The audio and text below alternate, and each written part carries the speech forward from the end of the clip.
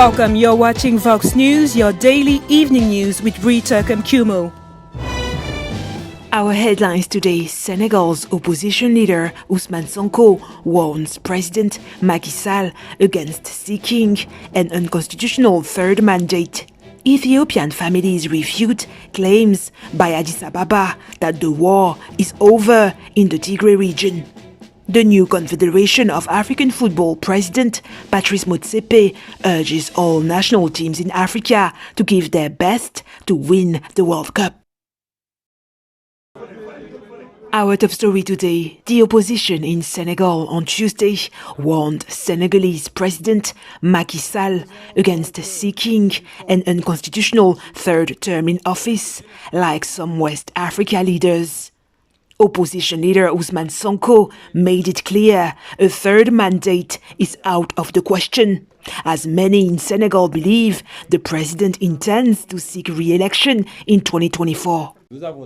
We asked the religious authorities to accompany, because dialogue is a dialogue of the deaf when it's a dialogue between political actors only, and to be guarantors of what should be done, notably the question of the third mandate. We don't want to hear about it anymore. It's no longer acceptable for anyone in Senegal to stand before the people and think of for a fraction of a second that they will be allowed to serve a third term ad vitam aeternam. A third term is out of the question, and the day someone wants to do so, they will be dislodged from the palace. Ousmane Sonko, who finished third in the 2019 elections that saw President Macky Sall win a second term in office, has just recently been released from a police custody on bail after days of unrest triggered by his disputed arrest over a rape charge he claims is politically motivated.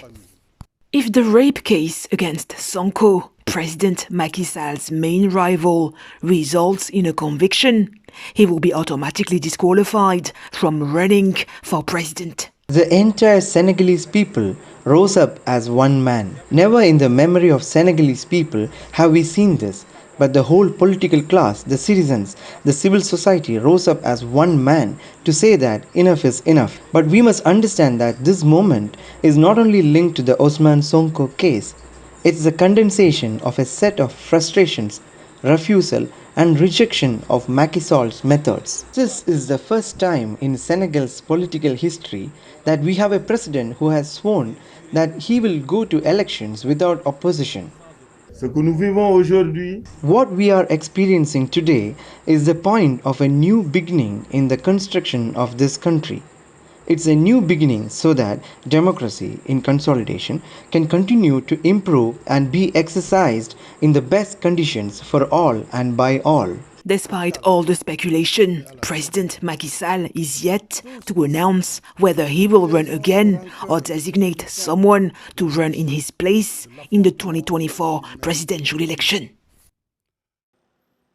Niger is mourning 58 civilians killed in attacks on a bus in the troubled Tillaberi region and nearby villages close to the border with Mali. On Monday afternoon, groups of unidentified individuals intercepted 4 vehicles carrying passengers back from the weekly market of Bani Bangu to 2 neighboring villages, according to the authorities. The government confirmed the attacks by armed men on Tuesday, announcing 3 days of national mourning from Wednesday and calling for greater vigilance from the population. No group has claimed responsibility for the attacks. However, Niger is battling 2 jihadist campaigns in its western region near Mali and Burkina Faso, and a long-running insurgency in the southeast on the border with Nigeria. The war in Ethiopia's northern Tigray region never ended. That's according to Tigrayan families who refute claims by Prime Minister Abiy Ahmed that Ethiopia's internal conflict between Addis Ababa and the region's ruling party, initiated in November last year, is over. That would be a joke to me. That would be a joke because we are constantly receiving patients who are injured by the war. They are all civilians. They are all civilians, and we are constantly receiving patients who are injured. So if somebody says, I don't care whoever he is, if somebody says there is no war in Tigray, that would be a joke for me. The war is escalating. No, it is focused on the civilians. Our young ladies are being raped and 15-year-old children are raped. You can only speak and testify if something is true or false when you see it. Who came to see what's happening here? The media says the war has stopped and peace is restored, but there has been no peace up to now. They need to go. Why do they stay here? We have lost peace and can't move freely. We are being killed by Eritrean soldiers and the Northern Command military. They shouldn't stay here even for a single night. This is our home. It's where we live, otherwise we would leave. Prime Minister Abiy Ahmed's government has denied claims that Ethiopian soldiers have killed civilians in the conflict-hit region. Both Addis Ababa and Asmara have rejected allegations that Eritrean soldiers are in the Tigray region at all, despite contrary accounts from residents, aid workers and local authorities. In Uganda, opposition leader Bobi Wine suffered a fresh arrest on Monday during a protest march against President Yoweri Museveni's repressive regime in the capital Kampala. We are non-violent. We want our people back. You kidnap the people of Uganda. They are being tortured. They are being murdered. We are non-violent. And we demand of you to respect the law. We demand of you, police, military, all security operatives, we demand of you to respect the right to life of the people of Uganda. We are non-violent. We are protesting against the injustice. Since the January 14th presidential election, officially won by General Museveni, despite fraud allegations, the opposition has claimed that security forces have been abducting their supporters. Ugandan authorities recently admitted that people accused of plotting against the state were being detained by the army and other security agencies. The United States has joined the fight against jihadist rebels in northern Mozambique.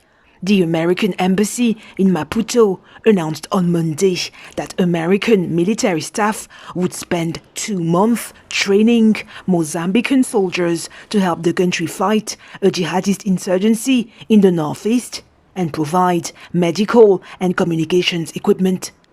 The move demonstrates more commitment by the new Biden administration to the fight against the Islamic State-linked insurgents who have been orchestrating frequent attacks in the gas-rich Cabo Delgado province since 2017.